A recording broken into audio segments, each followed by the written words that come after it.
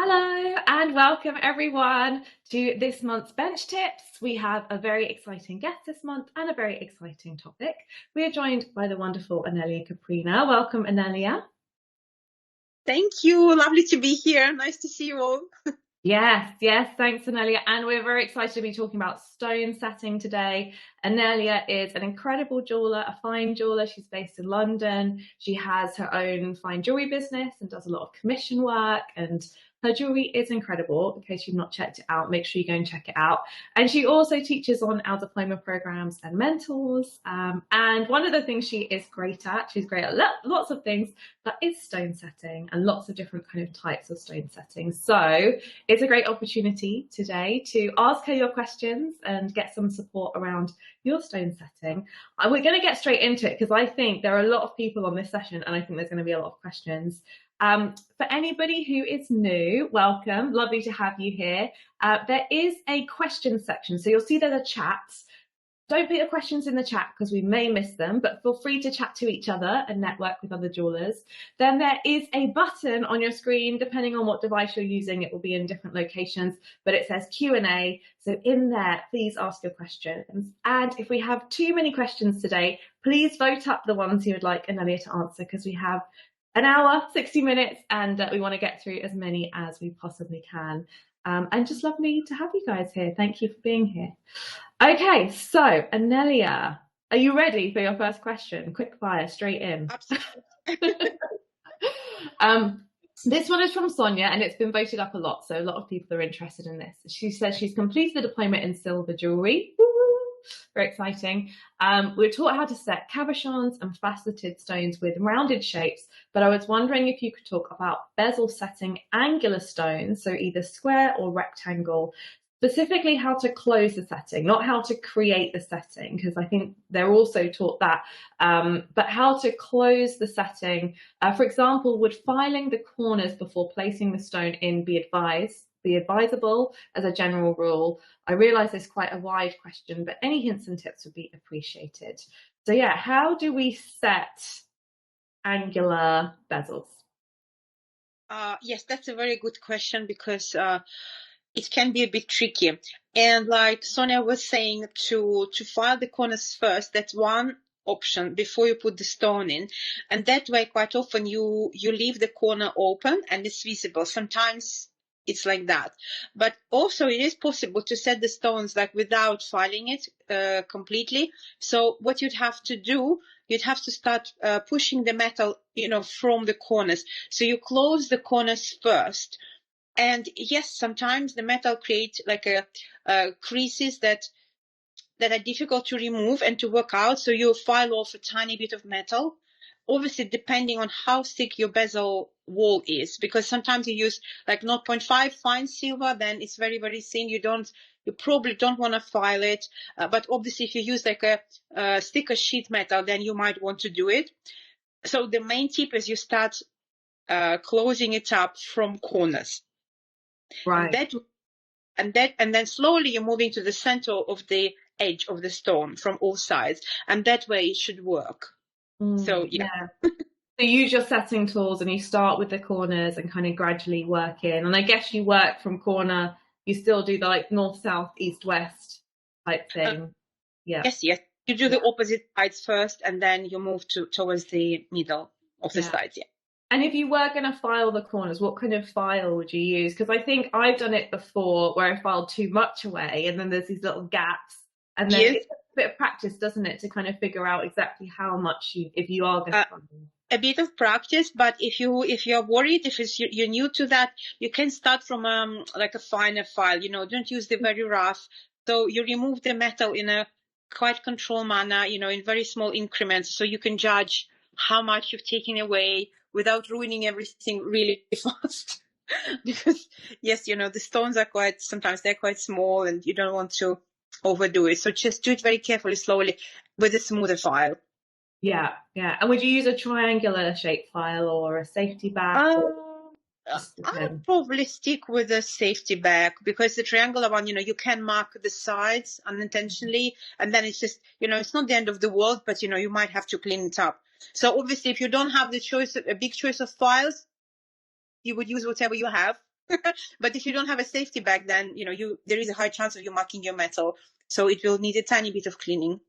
But yeah, you can use both actually.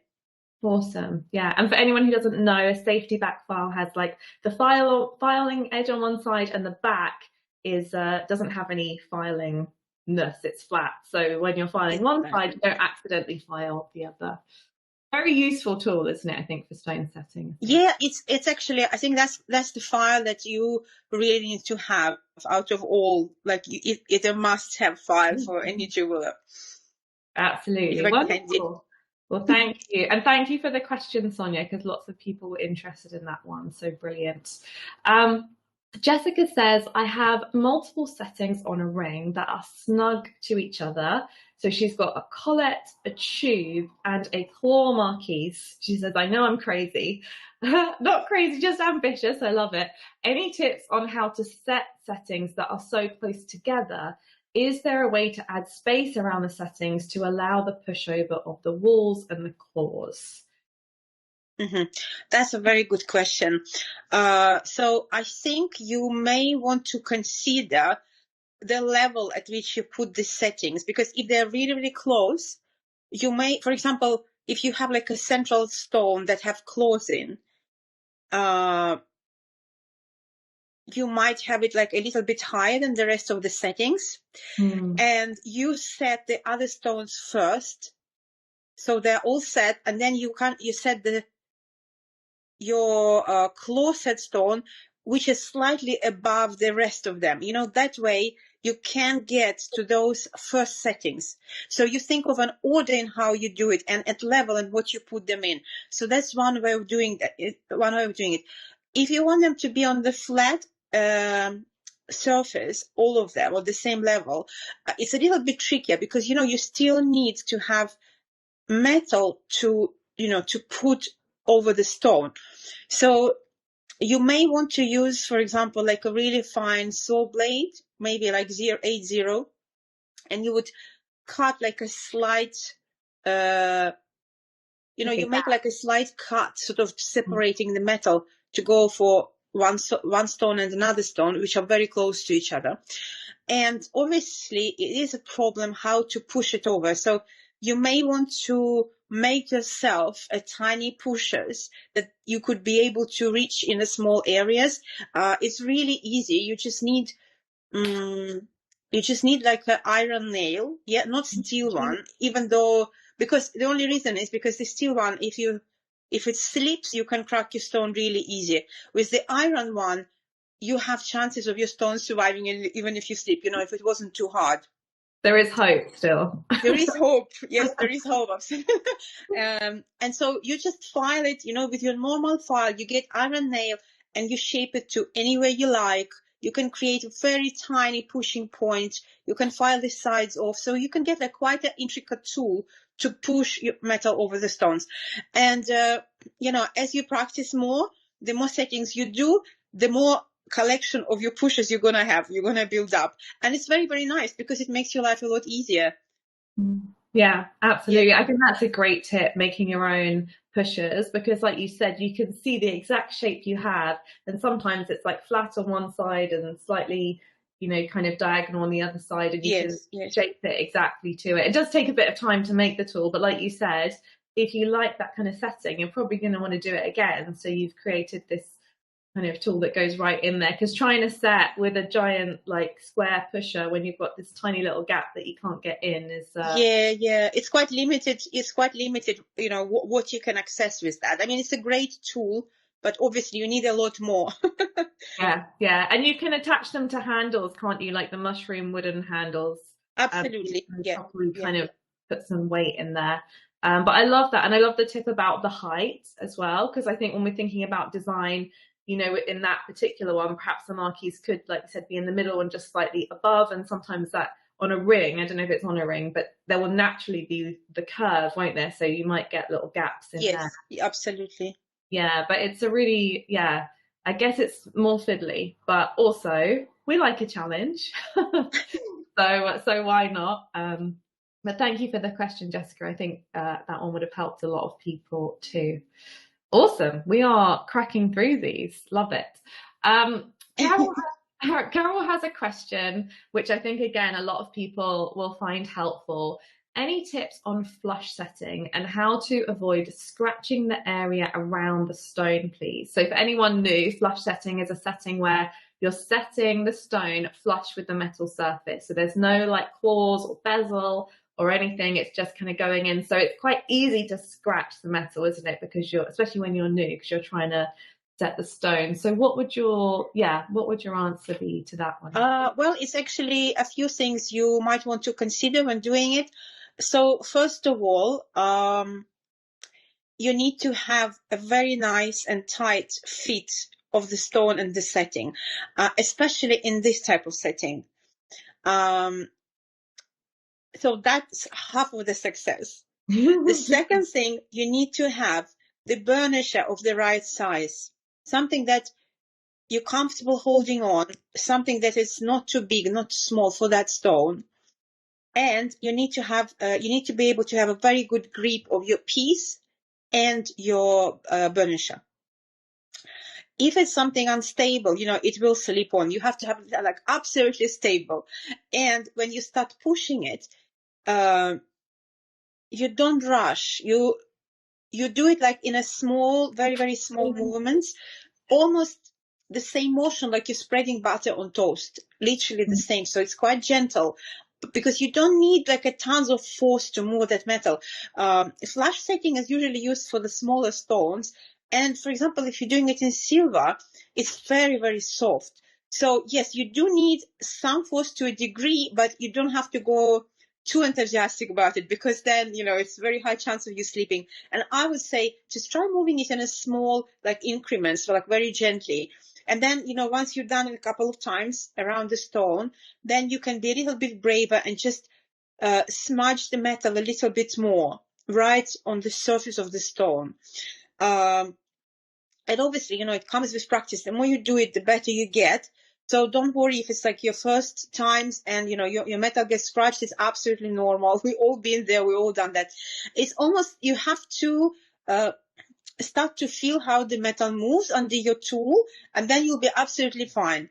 And, when you do stone settings, like you have to be very, very focused. So if you're tired or if you're thinking of something else, trust me, it's better to put your work away, for some time and then come back to it when you feel okay. Because, usually you set the stone as the very last part of your job, okay, let's say penultimate part, before you polish the piece.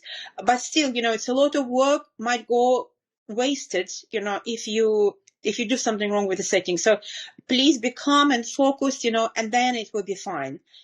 And, honestly, it does take practice because if it worked first time for you, that's fantastic. But if it didn't, it's also absolutely fine. You'll get it eventually. It's a little bit flush setting, a little bit more difficult in gold, especially if you're talking about 9-carat yellow gold, because you have to use a little bit more force. But everything else is exactly the same. It's only because it's a little bit harder metal. Mm. Yeah, everything's harder in 9-carat gold, isn't it? Everything is harder. Don't start in 9-carat gold. Yeah, I think that's great tip. So like, first of all, you making sure that the stone fits the setting really well, because if you've got that initial bit wrong, then the rest is all going to be kind of very tricky. Very complicated, yeah. Yeah, and then like you said, doing some test ones where it doesn't matter if you scratch it because you're learning how to do it and building up your confidence, like learning to ride a bike or something, isn't it? You're gonna fall over a few times and get a few things wrong, but then once you get the rhythm, and I love what you said about spreading butter. I think that's a really nice, because sometimes when something's not going to plan, you just think push harder, and actually that's when it all goes, awful. Yeah, and I think it's important to work out the angle under which you're doing it, because like if you go too flat, then you'll have to put like a lot of force to bring the metal down. If you go too high, you will not have enough metal to move around the stone. I would start like from like maybe 45 degrees, something like that, to the metal. So like about that high. So if this is your metal, about that high, and it should be fine. It's kind of in between. If you've got the 90 degrees, it's like halfway. Yeah. Yeah. so helpful, aren't they, to visualize in our minds when we're doing it, because it can seem so tiny. And I guess the other thing that I find really helpful is wearing the optivisors, so I can actually see. Optivisors, just, yes, you have to see what you're doing. You have to see it. Yeah, otherwise you're just like shoving the little stone thinking, please help. So yeah, thank you for the question, Carol. That's yeah, thank you for the answers, Anelia. That's a great one. Brilliant. Okay, next up we have Elaine, and Elaine says, do you have any tips on protecting stones when using a hammer handpiece? So a hammer handpiece, again, for anyone who is new, there is a flex shaft, which is a tool that we use a lot for stone setting and lots of other things in jewelry. And a hammer handpiece is an attachment that goes on there that helps with stone setting, and it kind of hammers like, you know, a little stone setting tool hammers down, kind of motorized. So obviously when you're using that, it can, you know, cause risk to the stone because you're essentially gently hammering next to the stone. So yeah, Anelia, any tips for protecting stones? Okay, so again, the first thing is you need to have the right setting on your hand tool. So on your hammer handpiece. So it's not too strong. It has to be just right. And usually, to be honest, I'll just put my fingernail over the stone, and then I hammer around. If it's a rubber setting, I'll just put my finger. It works fine. It works absolutely fine. In terms of something like specific materials, I really doubt it, because you know, you want to be able to see the stone. You want to be able how much metal you move around. So I would just say, you know, all the preparation is important again. So it's nice and stable, so you can see exactly what's going on, and your tool is set for the right power kind of settings, has right power settings. And yes, if you want, you can just cover it over with your nail. That's all. I can't really think of anything else. I don't know. Maybe there are some different methods, but that's what you do. Yeah. Yeah. Yeah, and I remember that when we were filming, because we were filming for one of the diplomas, a collet setting class, and so it was fairly thick wall, and you know, pushing over with a hammer handpiece. And Hayley, I think, was teaching the class, and she was like, "I need to cover it all with my nail," and we were like, "But we need to see it." So we had this like debate. Yeah. So she was trying to show it, but also cover it. And I think, yeah, that seemed to be how she did it as well. So that seems to work. And I think the other thing is, if it's a thick wall, it can just take a long time. So it's a lot of patience, isn't it? Like you said, taking breaks if you need to. Just, I often find I crack a stone if I'm being impatient. You know, if I'm just not being careful, and if I look back, I think, oh, I was rushing, or, you know, something like that. So, and of course, if it's a super soft stone, you might choose to set it in a different way. That can also be considering which stones you use for different settings. But yeah, great. Use your fingernail. A lot of things are a lot simpler, aren't they, than we kind of think. But it just helps to hear how different jewelers do it. So Emma says, I have some beautiful rose cut cushion shaped cabochons. They have curved corners, but a subtle point in the middle of each side as a result of the cut. Any tips and advice to preparing a bezel using 0.8mm fine silver sheet for the cleanest setting? I'll be adding a chamfer. Thanks so much. So perhaps you could, I'll just explain very briefly again for anyone new. So a rose cut cabochon is, so cabochons are usually smooth on the top, but rose cut means they're faceted. So it's just a little bit more to deal with. And like she says in her question, as a result of the cut, there's a few more very subtle corners. So yeah, Anelia, what would be your sort of tips for getting a nice clean setting on a rose cut stone? Okay, so what I would do, I would set it just like a normal cabochon. It is a little bit trickier to get the metal close to the stone where you have those corners. That's true. But you know, you just have to push it over very gently. And yes, you are right, because the outside of the setting is not going to look perfectly straight. And it doesn't, even with the normally cut stones. Okay, so that's just part of the process. What you need to think of, you need to think that to have enough thickness of the metal, that if you want the outside edge completely smooth, that you have plenty of metal to file off. So you would push the metal just like with any other setting, and then you would shape the outside to how you want it to be. If you're making it chamfered, you can do it, but first you make it nice and flat, like all the way around, and then you create the chamfer, because that way it's going to be nice and neat.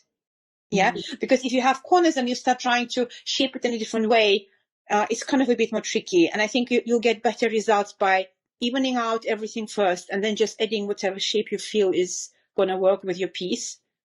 Yeah, that makes a lot of sense. And she's talking about using 0.8 mil thick fine silver sheet. So she's got a little bit of room to play with. Do you think that will be enough? Yes. Yes, it will be enough, depending on the size of the stone, obviously. But even if it's not a big stone, even 0.6 is fine, to be honest. Yeah. So you've got a bit of room to be able to, and that's why it's quite nice using silver sheet as opposed to always the bezel wire, isn't it? Because the bezel wire is normally 0.3 mil thick, so you've got really no room to do anything with it. Any mistake, yes, you just wrap it around and that's it. And good luck. Yeah. And can you explain what a chamfer is, just for anybody who's not heard the term before? Well, how I see it, it's like when you file the side of the setting, so it's not flat, it's like on the slight angle. Sometimes it works really well with angular cut stones, because it kind of like, it looks very harmonious and it's almost like extending the stone a little bit to the setting, and it looks beautiful. If it's polished, it reflects light in a different way and it just creates a beautiful effect. Wonderful. Yeah. And I think if you've got thicker walls, sometimes it makes it a bit thinner at the top, doesn't it? Where you're sort of potentially. Yes, if you want it visually thinner, yeah, that's what it does. Exactly. Yeah. Good point, Jess. Well, there's different ways it can be used. I think sometimes it's more decorative and sometimes it's like if you've done a really thick collet setting, sometimes you're like, I really need to get this down so I can push it over. Yeah. Brilliant. Thank you for the question, Emma. Okay, next up, Jodie says, hi, unfortunately I can't join live, but I'm sure she'll be watching the replay. So she has a small Baguette emerald and she'd like to make it into a ring, but has no idea where to start.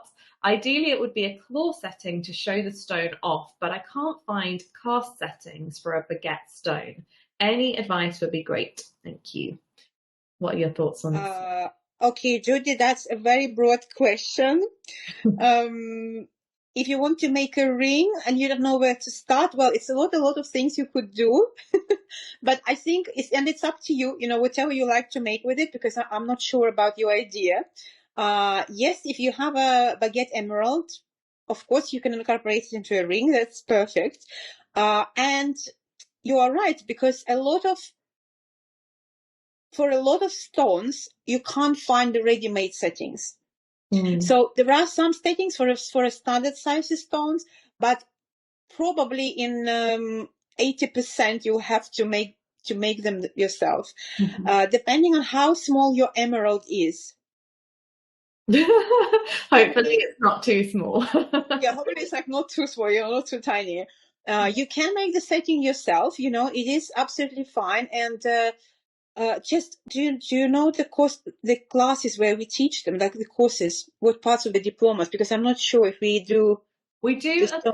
It's claw settings, isn't it? It's claw setting. Yeah, I think it's mostly the fine jewelry diploma we would teach these kind of skills. So it's like basket setting, claw setting, and working with baguette shaped stones. So definitely, if you're interested in learning some more advanced stone settings, I'd recommend checking that out. But yeah, I guess essentially it's learning how to do a kind of claw emerald setting. And we were talking before, weren't we, Anelia, about if you're working with a small stone, and emeralds are quite soft, so they are quite easy to break. It might be worth creating a claw baguette setting with a bigger, more robust sheep stone to practice, so that once you know what the technique is. Because I think sometimes, I don't know what Jodie's situation is, but sometimes I choose these stones because I just think they look gorgeous, but actually it's quite an advanced setting. So there's a few stages that I need to do before I'm ready to do that. Like, okay, I've not set a baguette before, so let's practice baguette setting and creating a claw for that. Or also, if you're just very new to working with settings and you want to work with a cast setting, perhaps choosing a different stone and kind of working your way up. But you can set a baguette claw setting. That is a skill that you can learn for sure. And I think one of the first courses in the Fine Diploma is core setting, and you set all different shapes. And once you learn how to do it, you can do it for pretty much any shape. I think we call it like the stickmen, you know, the little, we see them come out and they look like stickmen before they set the claws. But yeah. Yes. So few questions. It's a few areas that, you know, quite a large areas that we could cover talking about that. But, you know, it is possible. And yes, you need to, if you can't supply the setting, you just have to make it yourself. Yeah. That's the only way. Yeah. Yeah. Let us know, Jodie, if you decide to go for it. But yeah, I think if it were me, before I'd attempt that setting, I would practice some larger baguette settings and practice lots of different claws, because that's quite an advanced shape, but it's definitely something you can work towards. And, you know, it's exciting to be able to get there. Brilliant. Thank you for the question. I also think emeralds are quite good in claws, aren't they? Because emeralds are quite tricky to put in. Yes, with the over it would be very risky. Very risky. Yeah, because they're very, very fragile little stones, beautiful stones. So, wonderful. Anonymous says, hello, Anonymous. Do you work with CAD Cast Models? What do you look for or request in a good cast setting? For example, the claw length and bezel height. So yeah, I don't know if you. Yeah, that's fine.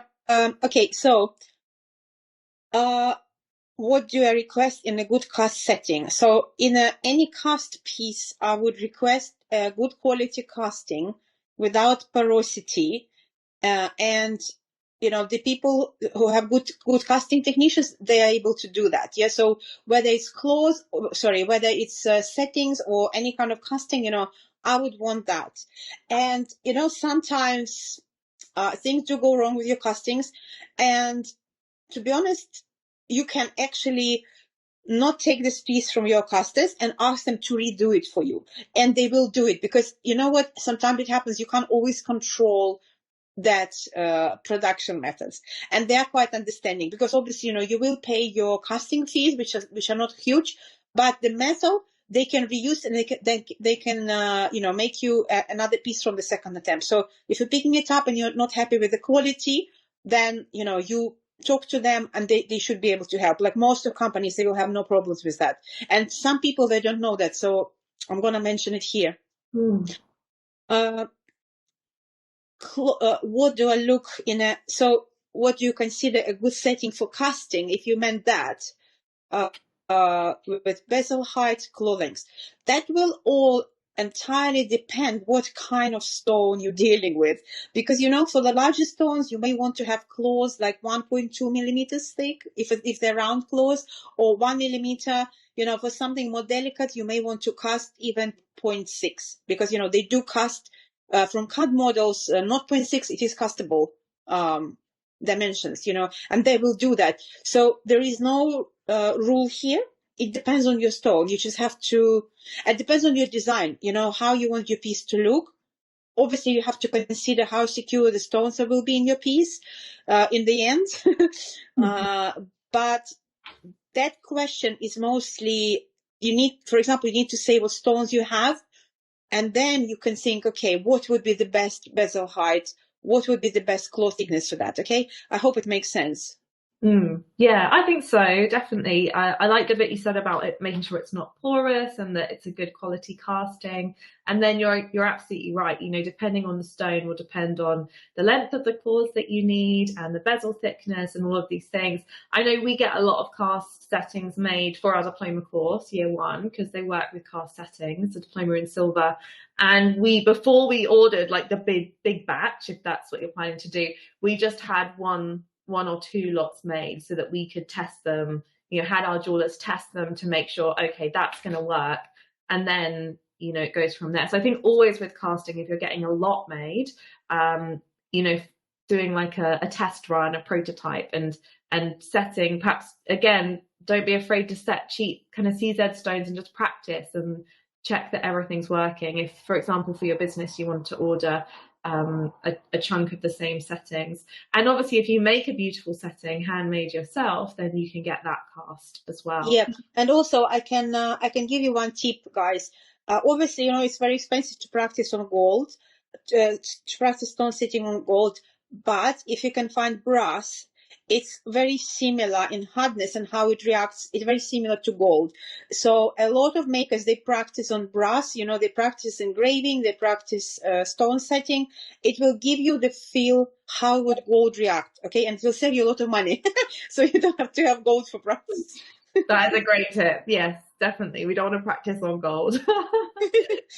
Thank you, though, for the question. All right, brilliant. Rachel says, how can you best clean up the sides of a setting that have been bezel set or hammer handpiece set without filing the top of the stone too?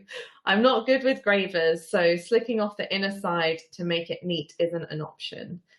So yeah, without using gravers, how can you best clean up the sides of a setting that has been set, I suppose?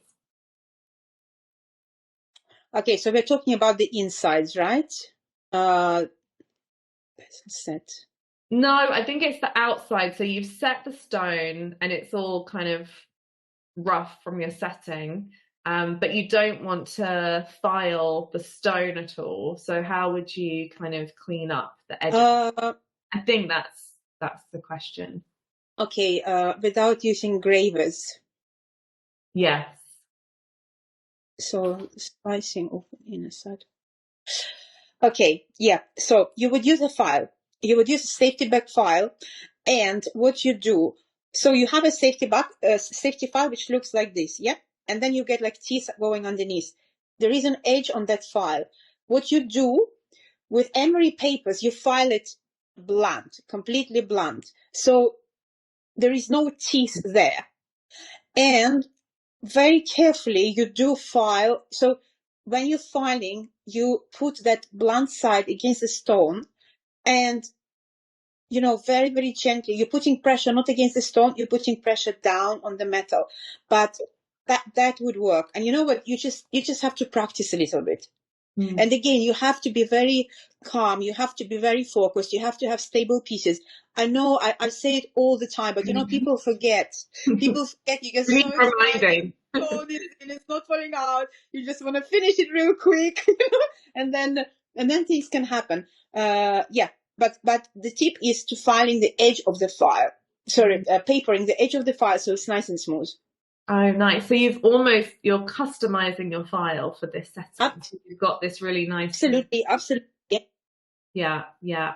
Brilliant. It's all about customizing tools, isn't it, with stone setting? I think the answers are often more simple than I think they'll be, but it's the customization of those tools to find ways to. And I find when I watch, stone setters, and I've seen a lot of stone setters here filming and all of that, just everyone kind of they've done a lot of trial and error, I think, to find their way of, oh, this is what works for me. And I think sometimes when we're learning, we think there's all these magical ways, and it's great to hear all the tips and get all the information, but a lot of it is figuring it out, isn't it? Just kind of like, yes, it is. And please be careful. Please be careful if you want to use emery paper, because emery paper will scratch everything, including diamonds. Yes. So files, just please use files from the rougher if you have to file quite a lot, and then you finish with a smooth one. Okay. But no emery paper. No emery paper. So from the files, would you go straight to polishing to that?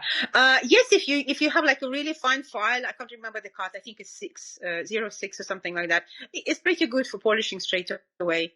Yeah. Okay. Keep that emery paper away from those stones. Good to know. Brilliant. Yeah. Thank you, Rachel. Zoe says, do you have any tips for when cabochons are rocking within a bezel setting because the back isn't perfectly flat? So if you've bought a cabochon and instead of it being flat, sometimes it's a little bit bowed, isn't it? I understand. So the first thing is you need to try. Okay, the main thing is you need to stabilize the stone. How you're gonna do it? It's up to you. My immediate thought would be that if the thickness allows on your base, maybe you could just drill it out a tiny bit to make that stone kind of sit in a little bit, and that will stop it rocking as much. And so you can fixate, then you can set it properly. Do you mean remove metal from the middle? No, I mean remove metal from the base. So where the cabochon sits, so it's not flat. It actually has a little groove where the stone would fall in. Yeah. And would you make it kind of decorative on the back so it looked, or do you mean within the metal? You just keep it within the metal? I mean within the metal, and you can't see it because it's at the back. Okay. Yeah. But obviously, if the thickness of the base allows it, because sometimes you may have it really thin, and then it's not possible. Yeah. But if you have it like, even, I mean, obviously depending on the size of your cabochon, but if it's like 0.8 or 1 mil, I think you will be able to do it like a little bit, to a degree. Yeah. And hopefully it will solve the problem. If not, you may want to try maybe gluing it even.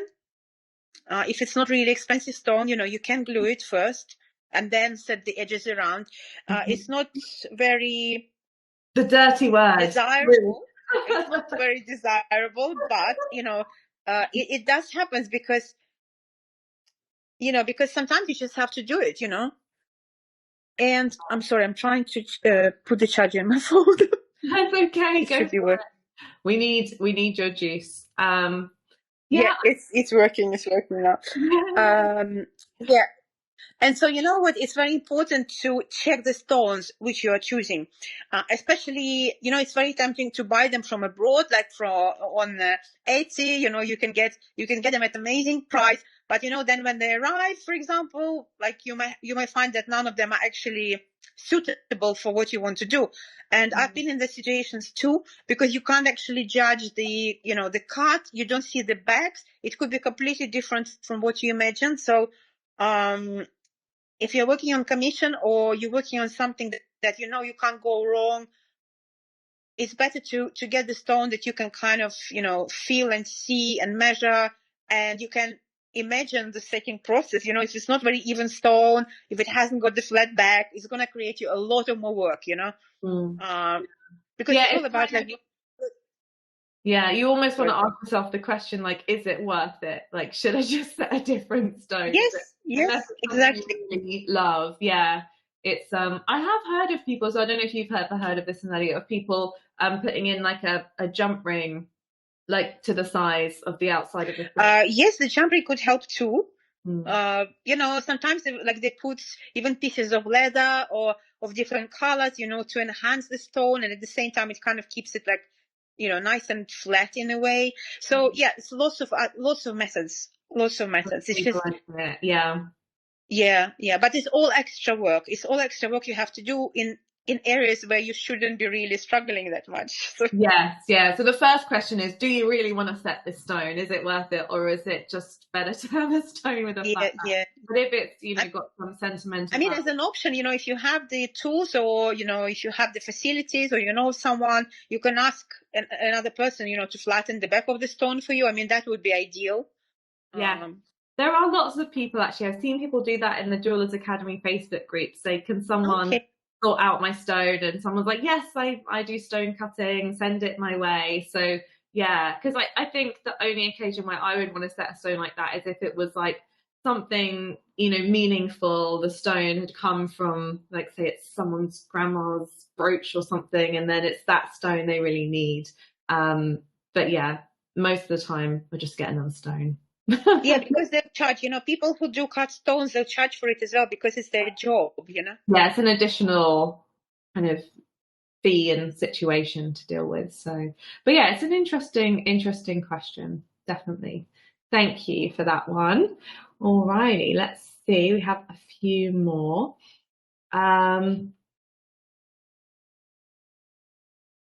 Louisa says, can you set a thick wall without a hammer handpiece? Louisa, yes, you can, because that's how, the hammer piece is fairly recent thing in the jewelry industry, and the stone's been, bashed into really thick metal. So what you will need, yes, you can do that. So you'll need a few things for this, okay? You still need to be able to put your stone probably in a clump, so it's nice and secure. That's the first thing, yes. Maybe you want to have it even in the setting cement and then in the clump, just to be sure this is, nice and secure. you'll need your both hands, okay? For the kind of thing, you need your both hands. You will need something like a pusher, with a flat back that you would use to hammer the metal. And so let's say it's going to be, for example, that tool.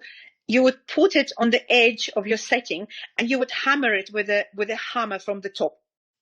So it's the same motion, because what the handpiece does, because it's pneumatic, it releases it gives that power to the tool that otherwise you would have to produce by your muscles. That's all it does. It kind of makes your life easier. If you don't have it, you just have to use your physical force. And yes, you hammer over the edge of the setting, exactly how you would do it with your hammer piece. That is a lot slower. Of course, that is a lot slower, but it works, and it works really well. And I would strongly advise you to practice on the cheap stones first.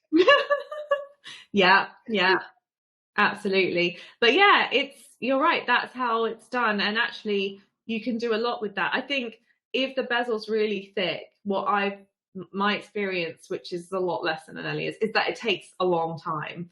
So then if you're doing it by hand, it takes even longer. So I think it helps to know that, because sometimes it can take like half an hour to set a stone. And when I first started, I thought, oh, this should be done in a couple of minutes. And I was like, why is it not done? I'm not doing it right. And it's not that I wasn't doing it right. It's just that you have to keep going. And I think with the thicker walls anyway, that was really helpful for me to kind of understand. Yes, you're absolutely right, Jess. And, if you take your stones, for example, something like that to be set to a setting, they can charge up to £100 for a stone, because it does take time. And obviously, if the stone is expensive, it's a huge risk. So yeah, it costs and it takes time, definitely. Yeah. So a hammer handpiece is great if you're going to be doing regular settings in thick bezels. Definitely, it's a good investment.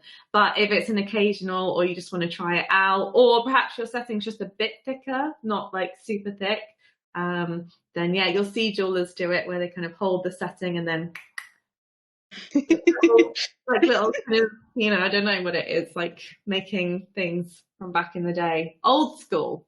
Most of the things we do are quite old school in jewelry, aren't they? Most of our tools are quite, hammers and saws, and there's so much you can do with so little. So, but yeah, thank you for the question, Louisa. All right, brilliant. Next up, we have Jenny, who says, what is your opinion on cast in place settings? So for anyone who doesn't know what this is, it's often done in wax. So you'll work with a wax model and you will set the stones in the wax and get them cast. So the stones need to withstand a lot of heat. So yeah, what are your kind of thoughts on this one, Anelia? Okay, my opinion. Well, I think they're pretty. They are pretty. They are pretty, yes. But again, it's quite, there is quite an element of, that you don't really have 100% control how the piece will come out. And I guess it's part of it, because it's a lovely surprise. And when you have the stone cast, you're not quite sure how the metal will flow around them. So it's all a bit like experimental. And if you like that kind of jewelry, if you like that effect, that's fantastic. That's fantastic. And obviously it makes your life a lot easier, because you get the piece that already has all the stones in, and, you just clean it up and polish, and that's great. So yeah, I'm not sure what you mean, like my opinion on them, because, it's just another way of producing jewelry pieces. And just like anything, it has its own advantages, So the obvious one is that you're quite limited with the selection of stones that you can use for that practice. Not every casters will take on this kind of job, so you have to have your kind of people who deal with this specifically. But yes, results are great. Once it's all sorted, you can make fantastic, quite intricate jewelry. Yes. I love them because I feel like they're very different. I mean, I love traditional stone setting, but I love the wax because you can kind of do lots of things that you perhaps couldn't easily do in another way. So if you like that kind of style and the kind of look, I think they can be really beautiful. But like you said, Anelia, and I think, we teach cast in place on the diplomas as well, the main kind of frustration that jewelers often have is there's a lot of waste and there's a lot of risk. So you may be working, usually you start working with CZs and practice and work on your designs. But if you're going to be, you may be casting like diamonds and sapphires, and it can all go wrong. So when you buy pieces that are cast in place, they usually cost a lot more, because often the jewelers will have to account for about 50% of the work not working. So you'll probably be paying for like 2 rings with cast in place, because for every one that is successful, there's one that kind of isn't, for all sorts of reasons. And it's not the jeweler's fault. It's just, well, sometimes it is, but it's just, you know, all sorts of things can happen in the casting, different stone types, different. So I think I found that really interesting when I found that out, because I was like, oh, I didn't know that about, you know, about that type of setting and that type of business model, is that you need to price a lot higher, because there is a lot more, I don't know if I call it wastage, because you can obviously do some things with the metal even if the stones have cracked, but there's a lot more things that are out of your control, because once you send it to the casters, there's nothing you can do. It's just up to the casting gods what happens. But give it a go, because you can do it with CZs and wax, and it doesn't cost, you know, hardly anything. So it's quite fun to experiment with. Great. Oh, another question. How do you do a spectacle setting? I'm not sure how you make it and how you close it eventually too, as you may not be able to solder when the stone is in. Sorry for the broad question. When we talk about spectacle setting, what do you mean? I don't know. Yes, I've not heard of a spectacle setting before. I hope you had. I wonder, it's not like a tension setting, is it? Or a spectacle, is it just like a very tiny edge around the stone? So it's kind of like a rub over, but it's very thin. Is it what you mean? Or maybe. And then Well, tell us about that one, and we'll look up spectacle setting. Sometimes in different countries there's different terms for different things, and even different jewelers use different terms for different settings. But yeah, tell us about that one, and I'll look up spectacle setting and see if I can describe it to you. Because I think that's a nice setting where you have, it's kind of like a cabochon setting, but there's no back. Is that what you mean? It's just like setting with the bezel. And how close it in eventually too, as you may not be able to solder when the stone is in. Okay, so what you shouldn't backless. Yeah, you're right. It's a backless setting. Yeah. So why would you need to be soldering anything to that setting once the stone is set? Because this is something that you prepare beforehand. If your concern is that you won't have enough metal to push it, for example, if you have a jump ring and then you don't have enough metal to push over the stone, you would need to give your piece to be laser welded, that little jump ring to your setting.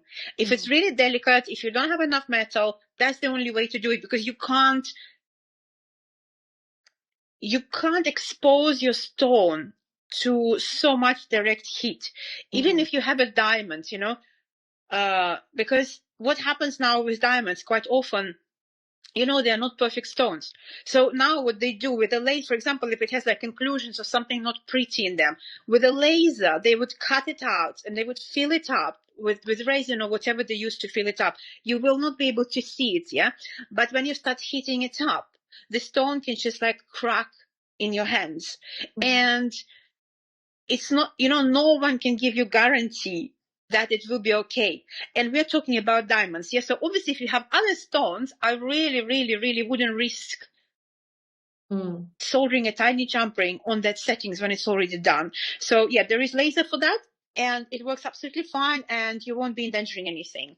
And even though, you know, it's better to have because what you see sometimes, people use absolute like a tin foil metal for that kind of setting. If it's too thin, you know, the laser can break through and it can hit the stone, which is not really nice. So it's a lot of things to consider here. But you know what? Yes, it can absolutely be done. But I really wouldn't put a flame close to the stone. Yeah. That is said. I just wouldn't do it. Yeah. So how would you do a spectacle setting? You would create the setting as usual, and do all the soldering and then set it. But have you made one before, Anelia? And what was the like general process? Yes. I have made one before. The same process like with another setting. So when I was making a setting, I made sure that there is like a tiny ridge of metal at the back, so the stone is not falling through completely. You know, there is still that point where it contacts the metal that stops it going anywhere lower. So it's almost like a rub over, but really tiny. And then I would secure it in the setting cement, or like whatever you're using for this kind of thing, or thermalock. And I would set a stone normally. It's a little bit more tricky, but you know, it is fine. But you have to have your stone secured. You have to, you know, the trick with stone setting, you need to make it right. You know, you need to have like a good vise. You need to use thermalock or setting cement, you know, optimizes. It will be fine. And then, you know, with that spectacle setting, you just approach it like a normal rub over. So I guess the tip for that would be to have like a very thin edge at the back of the stone to stop it falling through. I think that's the main thing.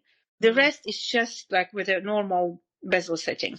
Yeah, and it's the same with faceted stones, isn't it? Is you would still have a ridge at the edge, and you would have, so it's kind of doing your setting, whatever setting you're doing, but just taking out 90% of the back and leaving that little kind of edge. So usually we'll have a whole back, or maybe quite a large back plate, making that back plate almost not look like a back plate. But essentially the actual setting process is the same. All the soldering's done beforehand, clean it all up, set right at the end. Absolutely. Yes, exactly. Thank you for introducing me to that term. I when I looked it up, I knew exactly what it was straight away, but I've never heard it called that. But that's, yeah, thank you. I appreciate that.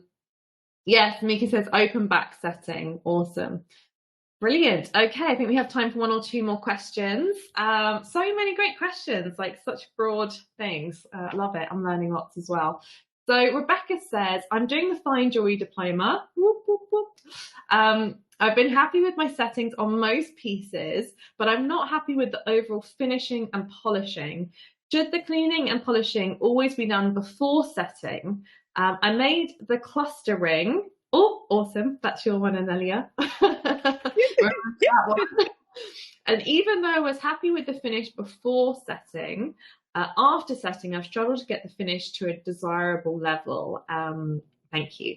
So yeah, so the cluster ring, just for anyone who doesn't know, is one of Anelia's incredible projects, and it's got this beautiful claw setting in the middle, and I think it has 8 tube settings around the edge, and it's on a ring, and it kind of looks a bit like a flower, and it's beautiful. But I guess what Rebecca's saying is she cleaned it all up, which is great. Set it. What cleaning can we do after the setting to get that really great kind of finish? Okay, so usually the pieces are prepared before settings to a very high standard, like almost finished, especially around the setting areas. And the secret is to have you set, because you know, when you're setting the stones, really nothing else should be touched on your ring other than the setting. I know it's quite difficult and it's tricky, you know, when you are just learning, but that's something we should be aiming for. So once the stones are set, you just have to touch the settings a little bit with a polishing mop, and then it should be fine. I mean, that's how it happens in the industry. But obviously, you know, as you're learning, you may be getting like tool marks, you know, the tool slips here and there. It's fine. You just need to judge by what tools you can use to access those areas, and you're just trying to be as neat as possible, because like you said, it's very, very difficult to clean after the stones has been set. So yes, it is a challenge, but you would approach it just like you would clean any other piece. Yes, obviously being careful with the stones. But it's not like a magic recipe, unfortunately. So yeah, a lot of the final look of the piece will depend on how accurate your stone setting was and how smooth the process was. If it wasn't, then yes, the piece is gonna look a bit rough, but you know, it's all a learning curve. It's fine. You know, you'll get there in the end. Yeah, it will be fine. Yeah. Absolutely. So when we're setting our stones, when we're new, it's harder to get that really perfect finish because we are making dinks and things in it because it's, you know, perhaps the first time we've ever made that type of thing before. So perhaps it's giving us a bit of patience with ourselves as well, that it may not be perfect, you know, the first 20 times, but then it will be. And I always find with polishing, just really going back to basics as well, and just trying to remember, like, what are the stages and what do I need to do? Like, if there's a scratch, I just try and polish it. It's obviously not going to come out. I need to go back and go through, you know, there's lots of different processes that people use. We actually had a bench tips last month with the gold polisher who talked through like stage 1, 2, and 3 things, but often it will be like either emery or something more coarse. But then you've got the stones to think about, so you've got to be really careful. So getting those scratches out before moving on, dinks and dents before moving on to, you know, and just going through it all. And it's really that patience of going back to the basics and thinking, okay, well, it's still not, if it's still not come out, how far back do I need to go? And then move forward again with that kind of polishing. But I like what you said, Anelia, about, I think it essentially means like, it may not be easy or even possible to get that perfect finish when you're new to setting, because you just are working with a much harder kind of situation. And that's okay, because you still achieved so much in that one piece. So, you know, we make more and we get better. Absolutely. Yeah. Thank you for the question, Rebecca. I think we've actually done all the questions. I'm just scrolling through to double check that I didn't miss any. But I think we have kind of perfectly timed it. So well done. Just having a look in the chat as well. Yeah, Anna Campbell actually posted, we do have a free beginners claw setting course. We were talking about claw setting earlier, the baguette setting. And it's not baguette setting, but it is a really good place to start with experimenting with claw setting. We do have lots of free kind of tips and advice on the YouTube channel as well. And then, of course, we have our courses. We have loads of stone setting courses that you can just buy individually and just practice and learn on your own, and the diplomas for you guys who want to kind of delve in a little bit more. They are full for this year, but they will be opening again like towards the end of the year for next year's start. So brilliant. Well, thank you guys so much for coming. Thanks, Anelia. Where can people find you, Anelia, if they want to come and check out your jewelry? Where is the best? Oh, yeah, you can find me on Instagram. It's okay, I'll have to write it probably. It's Anelia Jewelry, and then you'll see me there and my work. And I think it's quite a lot of things I have on the Jewelers Academy Instagram, so I would be mentioned there probably, and you will find me through that as well. Brilliant. Oh yeah, I'm gonna write it. Sorry, I'm gonna write it. I popped it in there as well. Anelia Jewelry. Go and say hi to Anelia. But yes, thank you so much for sharing your wisdom with us. And thank you guys for being here for Bench Tips. We are taking a break over August. Have a wonderful holiday. We'll be back in September with more Bench Tips. This is a monthly thing that we do for the whole community to come and ask questions to some of our lovely experts. So yeah, thank you guys for being here, and we'll see you next time. Have a wonderful summer. Thanks again, Anelia. Bye. Thank you for inviting me. Thank you. Bye.